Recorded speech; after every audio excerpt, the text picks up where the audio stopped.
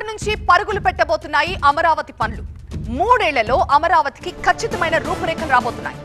6, 9, 24, 30 నెలల చొప్పున భవనాల నిర్మాణాలకి డెడ్ లైన్ కూడా విధించారు. 3 ఏళ్లలో 50,000 కోట్ల ఖర్చుకు సిద్ధంగా ఉన్నామన్నారు సీఎం చంద్రబాబు. ఇక పోలవరం కూడా 2027 నాటికే పూర్తి చేసి జాతికి అంకితమిస్తామంటున్నారు. అసెంబ్లీలో విజన్ 2047 తో పాటు 2027 లక్ష్యాలు కూడా చెప్పారు సీఎం చంద్రబాబు.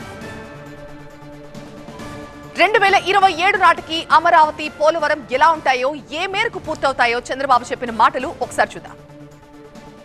15/12/2024 ప్రారంభించి 6 నెలల్లో మీరు కూడా ఎమ్మెల్యేలంతా ఇక్కడే ఎమ్మెల్యే క్వార్టర్స్ మీకు ఇస్తున్నాం. Group D, group B. Manik Reddy గారు బంతిపూల సాగు చేస్తూ 3 నెలల్లో 6 లక్షలు సంపాదిస్తున్నారు. మీరు వీరి నుండి ఈ సాగు గురించి నేర్చుకోవాలా? అయితే ఫ్రీడమ్ యాప్ ని డౌన్లోడ్ చేసుకోండి. గెజిట్ ఆఫీసర్స్ క్వార్టర్స్ అన్ని 9 నెలల్లో, అంటే 15వ తారీఖు డెడ్ లైన్. అక్కడ టెండర్స్ పూర్తవుతాయి. అక్కడి నుంచి 9 నెలల్లో పూర్తవుతాయి. NGOs, IAS, AAS quarters, ministers quarters, judges bungalows ఇవన్నీ కూడా 9 నెలల్లో పూర్తవుతాయి. ఎల్పిఎస్ ఇన్ఫ్రాస్ట్రక్చర్ జోన్ 1, 2, 3, 4, 5, 6 ఇవన్నీ 24 నెలల్లో పూర్తి చేస్తాం.